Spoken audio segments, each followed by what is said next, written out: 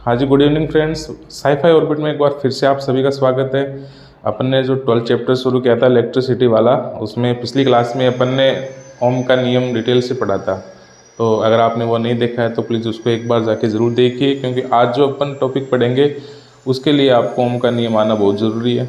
तो चलिए बिना देर किए शुरू करते हैं आज की क्लास। आगे बढ़ने से पहले जिन लोगों ने अपना चैनल सब्सक्राइब नहीं किया प्लीज़ सब्सक्राइब कीजिए और बेल आइकन ज़रूर प्रेस कीजिए और अपने दोस्तों के साथ शेयर कीजिए जो 10वीं क्लास की तैयारी कर रहे हैं या जो अन्य किसी कंपटीशन एग्ज़ाम की तैयारी कर रहे हैं।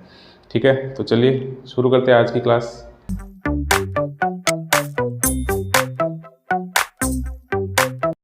देखिए, पिछली क्लास में अपन ने ओम का नियम पढ़ा था। तो ओम का नियम क्या कहता है? ओम का नियम कहता है कि V बराबर IR। ठीक है, पढ़ा था अपन ने। अब यहाँ से अपन को एक चीज़ मिली थी, वो थी R, और जो R की वैल्यू थी, R की वैल्यू अपने पास निकल के आई थी V/I। ठीक है, देखिए अपन जो सर्किट यूज करते हैं या फिर जो अपने घरों में लाइट आती है उसका वोल्ट फिक्स होता है। तो यहाँ पर अगर अपन इस विभवांतर को इकाई माने, ठीक है, एक फिक्स वैल्यू माने, तो ये ऐसे करके आएगा। ठीक है, यहाँ पर अपन विभवांतर को एक इकाई मान रहे हैं, एक फिक्स वैल्यू मान रहे हैं, तो इससे अपन को एक नया रिश्ता मिलेगा R और I में। क्या होता है? R और I यानी जो प्रतिरोध होता है वो विद्युत धारा के व्युत्क्रमानुपाती होता है। कैसे? जैसे जैसे इसका R का मान बढ़ेगा, ठीक है, I का मान है वो कम आएगा, या फिर R का मान कम होगा तो विद्युत धारा का मान बढ़ेगा। यानी ये एक दूसरे से व्युत्क्रमानुपाती होता है। एक का मान बढ़ाते हैं दूसरे का कम होता है, या एक का कम करते हैं तो दूसरे का अपने आप बढ़ता है। तो ये चीज़ अपन को जानना ज़रूरी है। क्यों? क्योंकि देखिए,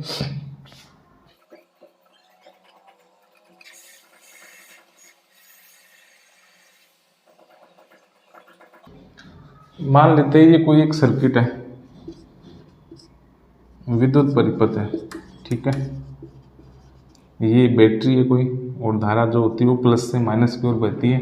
ये अपन एक कुंजी लगाई, ये एमीटर लगाया, एक अपन ने प्रारूपिक जो विद्युत परिपथ होता है वो तैयार किया है। तो जो बैटरी होती है, इस बैटरी से हमें विभवांतर मिलता है। तो क्या होता है कि जैसे मान लेते हैं अपन घरों में अपना जो सर्किट होता है या कोई भी एक सर्किट होता है, एक परिपथ होता है, तो उसमें अपन बैटरी को बार बार चेंज नहीं कर सकते। ठीक है, या फिर जो घरों में लाइट आती है वो भी अपन को पता है कि एक फिक्स वोल्ट की होती है, 220 वोल्ट की। तो इसको अपन बार बार चेंज नहीं कर सकते। ठीक है, तो जो धारा बहेगी वो सेम आएगी। अब मान लेते हैं कि ये कोई एक डिवाइस है, इसको 5 एम्पीयर चाहिए, इसको 3 एम्पीयर चाहिए, या इसको 8 एम्पीयर चाहिए। ठीक है, सारे जो डिवाइस है या जो विद्युत धारा चाहिए वो एक अलग अलग मान की चाहिए, और अपने पास जो विद्युत धारा प्रवाहित हो रही है वो एक फिक्स मान के मान लेते हैं। यहाँ पे 10 एम्पीयर की धारा प्रवाहित हो रही है मान लेते हैं अभी। ठीक है, तो जब 10 एम्पीयर की धारा इस डिवाइस में जाएगी, इसको तो 5 ही चाहिए, तो ये 10 झेल नहीं पाएगी, या इसको 8 चाहिए, इसको 3 चाहिए। मान लेते हैं एक बार अपन ने कुछ एक उदाहरण लिए, तो क्या होगा इस केस में? अपन इसको तो बार बार चेंज कर नहीं सकते, नहीं कर सकते, और इनको जितनी ज़रूरत होती है उतनी अपन विद्युत धारा इनको दे सकते हैं। तो इसके लिए क्या करेंगे अपन, यहाँ पर या सभी डिवाइस से पहले कुछ ना कुछ अपन ऐसी डिवाइस लगाएंगे या ऐसा कुछ जुगाड़ लगाएंगे जो क्या करें, इस धारा के मान को उनके अकॉर्डिंग चेंज कर दे। समझ रहे हो ना? मेरे कहने का मतलब ये है कि अपन विभवांतर को या वोल्टता को चेंज नहीं कर सकते। तो इसको चेंज किए बिना अगर अपन इस विद्युत परिपथ में विद्युत धारा के मान को नियंत्रित कर देते हैं, तो उसके लिए अपन एक चीज़ लगाते हैं, एक अवयव लगाते हैं, और उस अवयव का नाम होता है परिवर्ती प्रतिरोध। ठीक है, ये पूछा भी जाता है, क्या नाम होता है इसका? परिवर्ती प्रतिरोध। इसके अलावा एक चीज़ और भी लगाते हैं प्रतिरोध चेंज करने के लिए, प्रतिरोध का मान बदलने के लिए। तो वो होता है धारा नियंत्रक। तो अपने पास दो शब्द है, परिवर्ती, प्रतिरोध। ध्यान से देखिएगा, इसके बारे में पूछा जाता है जरूर। क्या होता है परिवर्ती प्रतिरोध? कि परिपथ में वोल्टता को चेंज किए बिना, वोल्टता में परिवर्तन किए बिना अगर परिपथ की धारा को अपन बदल लेते हैं या नियंत्रित कर लेते हैं, तो उसको नियंत्रित करने वाली जो डिवाइस होती है, जो युक्ति होती है या जो अवयव होता है, उसका नाम क्या होता है? परिवर्ती प्रतिरोध। एक और होता है धारा नियंत्रक। वैसे तो सिमिलर ही है दोनों। इसका भी काम क्या होता है? इसका काम होता है प्रतिरोध को बदलना, ठीक है। और इसका काम क्या होता है? देखिए, नाम इसका धारा नियंत्रक है और इसका है प्रतिरोध परिवर्ती। यानी नाम से तो ये प्रतिरोध को ये बदलना चाहिए और धारा का नियंत्रण ये करना चाहिए, ठीक है। लेकिन यहाँ पर थोड़ा सा क्या है, कन्फ्यूज़न है। तो इसके बारे में ज़रूर पूछा जाएगा कि परिवर्ती प्रतिरोध क्या होता है, या ऐसी युक्ति जो वोल्टता में परिवर्तन किए बिना धारा के मान को बदल देती है, वो क्या कहलाती है? परिवर्ती प्रतिरोध। तो थोड़ा सा लिख रहा हूँ मैं।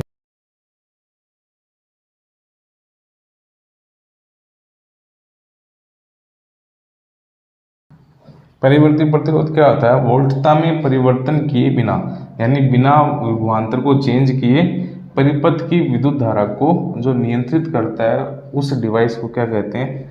परिवर्ती प्रतिरोध। और एक होता है धारा नियंत्रक, ये होता है प्रतिरोध को बदलने वाला।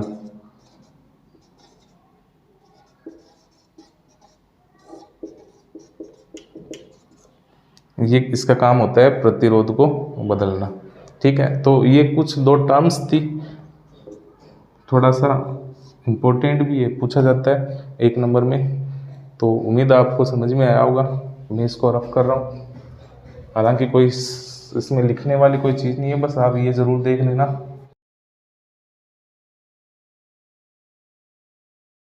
देखिए, अपना जो टॉपिक चल रहा था, प्रतिरोध चल रहा था, रेसिस्टेंस, प्रतिरोध। तो प्रतिरोध के आधार पर जो भी कंडक्टर होते हैं या जो पदार्थ होते हैं जो अपन परिपथ में यूज करते हैं, तो वो भी क्या होते हैं? कुछ एक प्रकार के होते हैं, ठीक है। यानी जिन पदार्थों में प्रतिरोध कम होता है वो अच्छे चालक होते हैं, और जिनमें बहुत ज़्यादा होता है तो वो हीन चालक कहते हैं या कुचालक कहते हैं। तो ये भी कुछ एक टर्म्स है, याद रखना आप, कि प्रतिरोध जिनमें कम होता है वो विद्युत धारा के अच्छे चालक माने जाते हैं, या इसको अपन कह सकते हैं सुचालक, ठीक है। इसके अलावा जिनमें ज़्यादा होता है प्रतिरोध, वो बुरे चालक होते हैं, कुचालक होते हैं या हीन चालक कहते हैं। देखिए, अब जो अपना टॉपिक है वो बहुत इम्पोर्टेंट है, तो ध्यान से देख लीजिएगा। अपना जो टॉपिक रहेगा वो है प्रतिरोध की निर्भरता। कहने का मतलब क्या होता है कि जो प्रतिरोध होता है अपन, तो कई बार क्या होता है कि जो चालक पदार्थ होते हैं उनमें भी अपन कुछ एक घटनाएं ऐसे देखते हैं कि उनमें भी जो प्रतिरोध होता है वो कम ज़्यादा होता रहता है, ठीक है। तो पहली चीज़ कि ये जो प्रतिरोध की निर्भरता है वो केवल धातु के तार के लिए ही है, ठीक है। किसके लिए है? धातु के तार के लिए।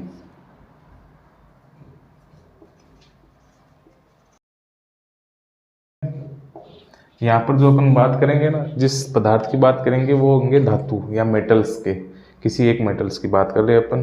तो अपन घरों में ज़्यादातर जो कॉपर के या तांबे के तार यूज में लेते हैं, ठीक है। तो अपन एक ही धातु के तार यूज में लेते हैं, और उनमें भी अपन कई बार देख लेते हैं कि कुछ एक कंडीशन में प्रतिरोध होता है वो उसका मान बदल जाता है, कम हो जाता है या ज़्यादा हो जाता है।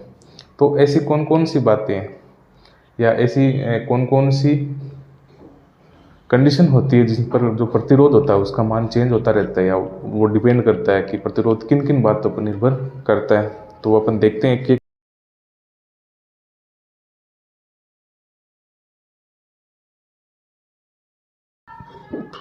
देखिए, पहली चीज़ क्या दे रखी है कि जो प्रतिरोध होता है वो चालक तार की लंबाई के समानुपाती होता है।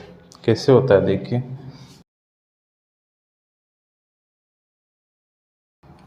ये अपना कोई एक छोटा सा सर्किट होता है, ये बैटरी है, यहाँ से अपन ने कनेक्ट किया, विद्युत धारा जो होगी वो प्लस से माइनस की ओर बहेगी। तो एक बात बताइए, क्या अभी इसमें विद्युत धारा का प्रवाह होगा? नहीं होगा। क्यों? क्योंकि अभी ये खुला है, इसको अपन ने बंद नहीं किया है। ठीक है, तो देखिए अब यहाँ से यहाँ तक अपन किसी एक इसी धातु का अपन तार ले रहे हैं जो अपन इस सर्किट में यूज करते हैं। तो एक तो अपन यहाँ से यहाँ तक की लंबाई का तार यूज लिया, सेम तार है, तार में कोई फर्क नहीं है। ठीक है, सेम धातु का है, सेम ही उसकी चौड़ाई है। तो एक बार तो अपन ने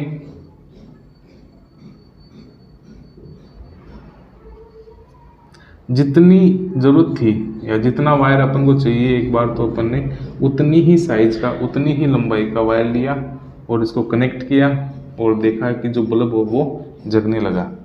ठीक है, एक दूसरी कंडीशन में अपन ने इससे लंबा तार लिया। ठीक है, एटलीस्ट इससे अपन ने डबल या ट्रिपल या जितना लंबा हो सकता है उतना अपन ने तार यूज लिया और अगर इसको कनेक्ट करते हैं अपन, ठीक है, तो क्या देखते हैं कि ये जो बल्ब होता है ये पहले की तुलना में कम लाइट देता है या कम प्रकाश देता है। तो इससे अपन को ये पता लगता है कि जब तार की लंबाई बढ़ाते हैं तब विद्युत धारा का मान कम होता है।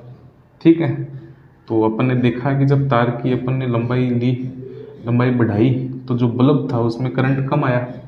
ठीक है, और जब विद्युत धारा का मान कम होता है तो इसका मतलब अभी अपन ने देखा था, ये अपन ने रिलेशन देखा था I और R में। जब विद्युत धारा का मान कम, यहाँ पर विद्युत धारा का मान कम हो रहा है तो इसका मतलब इस R का मान बढ़ रहा है। कब बढ़ रहा है? जब अपन तार की लंबाई को बढ़ाते हैं। ठीक है, तो पहली निर्भरता क्या होगी प्रतिरोध की, कि प्रतिरोध चालक तार की लंबाई बढ़ाने के साथ साथ प्रतिरोध का मान भी बढ़ता जाता है, या तार की लंबाई कम करते हैं तो प्रतिरोध का मान भी कम होता है। इसका मतलब है दोनों के बीच में समानुपाती का रिलेशन होता है। तो इसको अपन ऐसे लिख सकते हैं कि जो तार का प्रतिरोध होता है R, ये समानुपाती होता है चालक तार की लंबाई के। ठीक है, एक तो ये होगी। दूसरी बात, एक वो पहली कंडीशन तो सेम रहेगी कि अपन ने जो तार यूज लिया था उतनी लंबाई का, तो उसमें जो बल्ब जगा, ठीक है, इसमें करंट आई, विद्युत धारा आई। अब क्या करते हैं अपन, यहाँ पर एक इससे मोटा तार लेते हैं, ये ऐसे,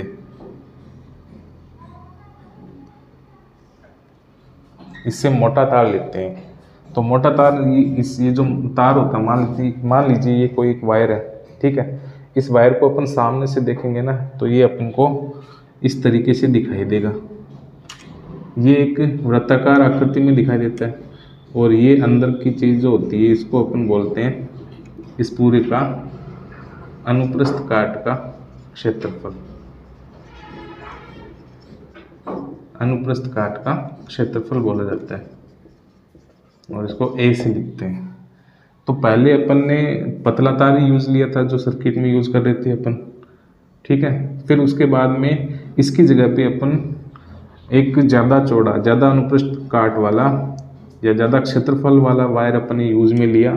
तो देखते हैं कि अब की बार जब बल्ब में करंट का मान है, विद्युत धारा का मान है, वो बढ़ जाता है और ये तेज़ रोशनी के साथ जलता है। ठीक है, इसका मतलब क्या हो गया? इसका मतलब ये हो गया कि जैसे जैसे इस तार का अनुप्रस्थ काट का क्षेत्रफल बढ़ाते हैं, मतलब इसकी चौड़ाई बढ़ाते हैं, ज़्यादा मोटा तार यूज़ में लेते हैं, तो धारा का मान बढ़ता है और धारा का मान बढ़ता है तो इसका मतलब प्रतिरोध का मान कम होता है। ठीक है, तो यहाँ पर अनुप्रस्थ काट का क्षेत्रफल बढ़ाएंगे, प्रतिरोध कम होगा, क्योंकि अभी अपन प्रतिरोध की निर्भरता की बात कर रहे हैं। ठीक है, तो प्रतिरोध कम होगा, कब होगा? जब ज़्यादा चौड़ाई का या ज़्यादा मोटा तार अपन यूज़ में लेते हैं, ज़्यादा क्षेत्रफल वाला तार यूज़ में लेते हैं, तब प्रतिरोध का मान कम होता है, और जब कम लेते हैं तो प्रतिरोध का मान ज़्यादा होता है। तो इस रिलेशन को अपन ऐसे लिख सकते हैं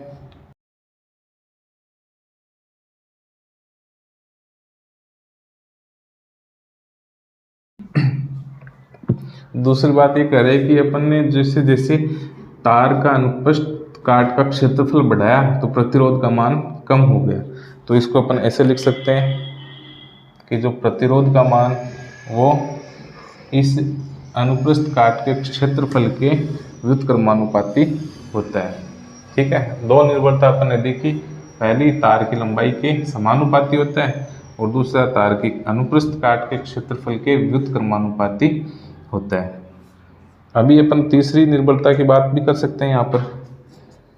ठीक है, तीसरी निर्भरता क्या होती है कि यहाँ पर अगर अपन दूसरी धातु का तार यूज में लेते हैं तब भी देखते हैं कि प्रतिरोध का मान चेंज हो जाता है, विद्युत धारा का मान भी चेंज हो जाता है।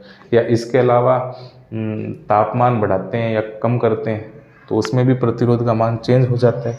तो तीसरी चीज़ अपन लिख सकते हैं ये पदार्थ की प्रकृति या इसके अलावा ताप पर भी निर्भर करता है। तो प्रतिरोध की निर्भरता अपना टॉपिक चल रहा था। यहाँ पर जो अपन वायर यूज में लेते हैं या चालक यूज में लेते हैं वो मेटल्स की बात करते हैं, धातु की बात करते हैं।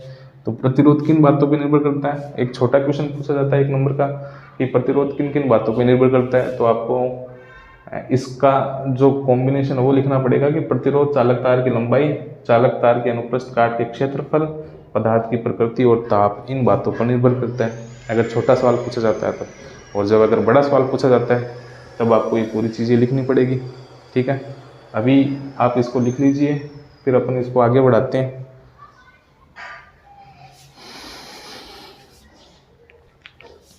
देखिए, अभी अपन ने दो चीज़ें पढ़ी थी, एक तो ये R is proportional to L, जो प्रतिरोध होता है वो चालक तार की लंबाई के समानुपाती होता है। और एक दूसरी चीज़ अपन ने पढ़ी थी कि जो प्रतिरोध होता है वो चालक तार के अनुप्रस्थ काट के क्षेत्रफल के व्युत्क्रमानुपाती होता है। ठीक है, क्या इन दोनों समीकरण को अपन एक जगह लिख सकते हैं? बिल्कुल लिख सकते हैं। तो अगर अपन इन दोनों को एक साथ लिखें तो अपने पास कुछ इस तरीके से आएगा, R is proportional to L बटा A। ठीक है,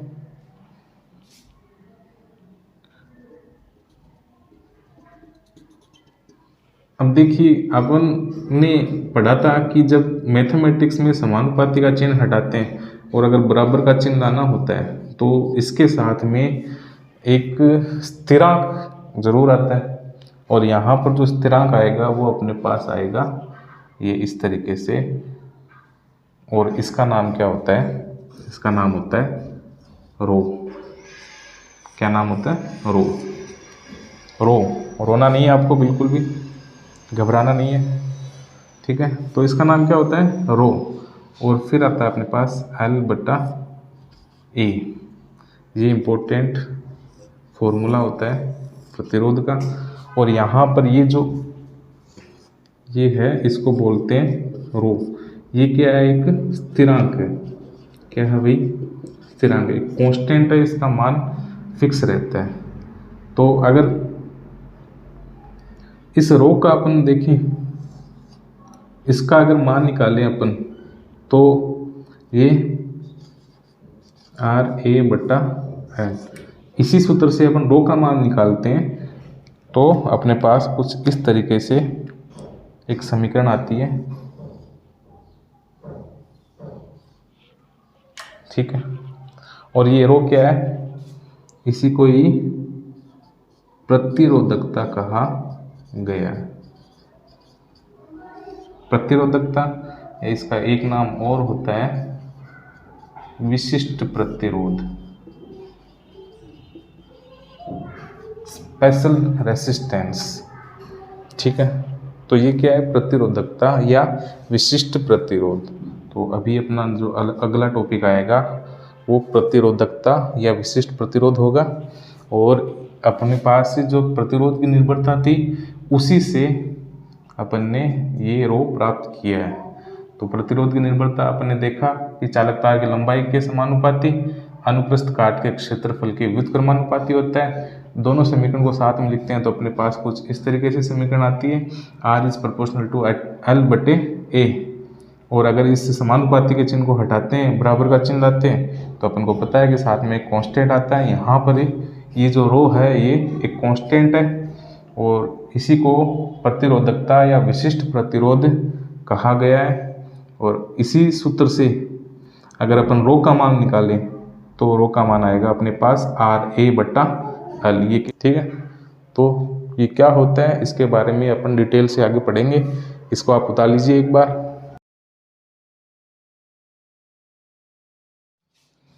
तो अगला जो टॉपिक रहेगा वो अपना प्रतिरोधकता। अभी अपन ने देखा था कि प्रतिरोधकता क्या होती है, इसको अपन रो से लिखते हैं और इसका जो फॉर्मूला होता है वो होता है RA/L, ठीक है। अब इसी से अपन इसकी परिभाषा बनाएंगे, इसी से इसका मात्रक बनाएंगे। देखिए क्या होती है प्रतिरोधकता या विशिष्ट प्रतिरोध। तो यहाँ पर L क्या है, तार की लंबाई पता है आपको। A क्या है, तार का अनुप्रस्थ काट का क्षेत्रफल।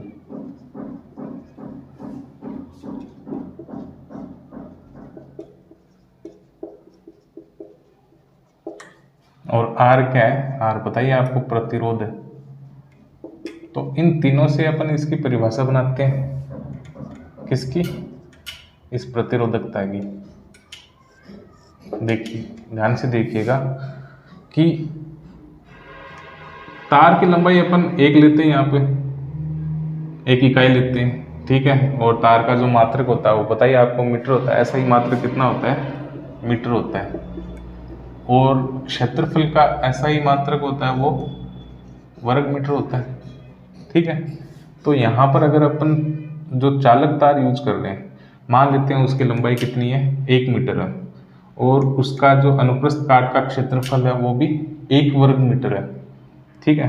तो उसका जो प्रतिरोध होता है उसी को क्या कहते हैं अपन, प्रतिरोधकता कहते हैं, है ना। इजी देखिए क्या है कि 1 मीटर लंबे और 1 वर्ग मीटर अनुप्रस्थ काट के क्षेत्रफल वाले तार का प्रतिरोध ही विशिष्ट प्रतिरोध या प्रतिरोधकता कहलाता है। तो अपन इसको लिखेंगे कैसे,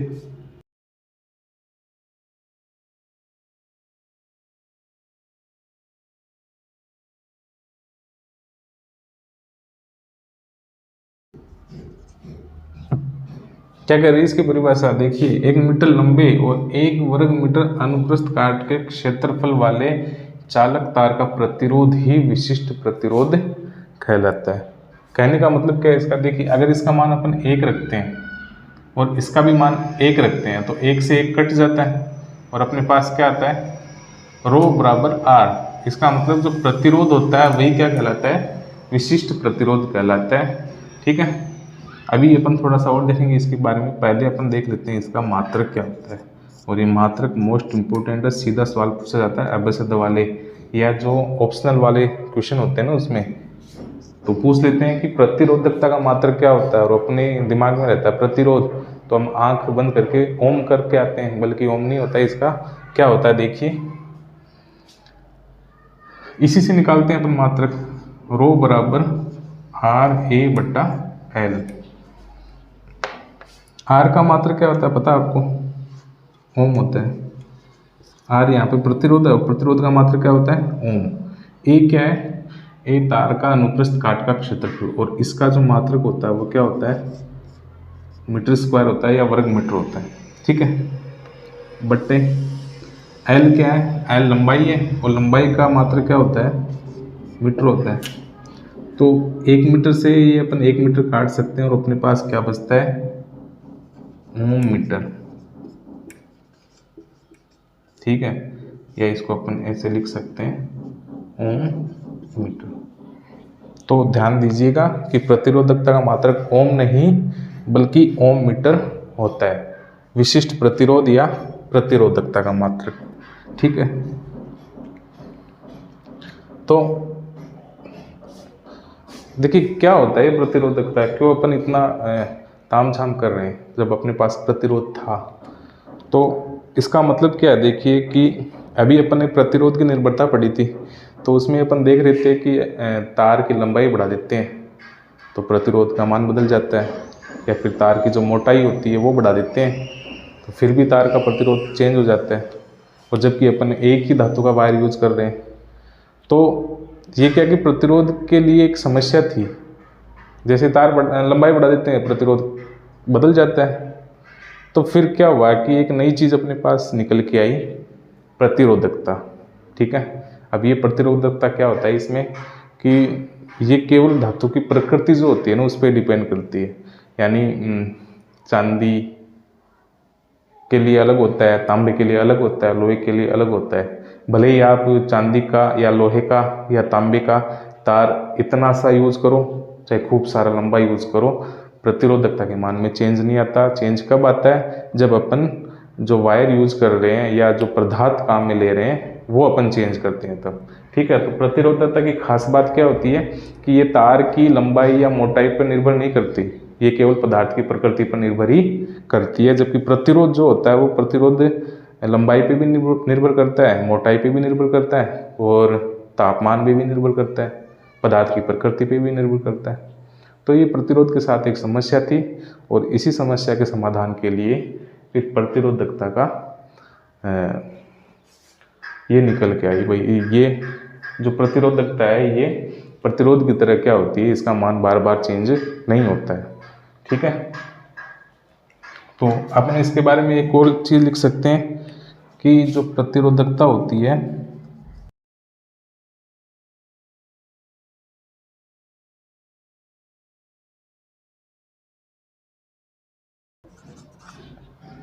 कहने का मतलब क्या होता है कि जो पदार्थ अपन यूज में ले रहे हैं, अगर सेम पदार्थ रखें, सेम वायर रखें, तो चाहे आप उसकी लंबाई कितनी बढ़ा दो, चाहे उसकी चौड़ाई कितनी बढ़ा दो, प्रतिरोधकता के मान में कोई परिवर्तन नहीं होता है। ये केवल प्रकृति पे डिपेंड करता है कि अगर आप धातु चेंज करोगे तभी प्रतिरोधकता के मान में चेंज आएगा।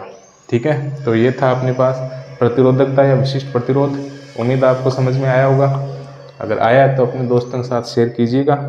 आज की क्लास में केवल इतना ही। Thank you.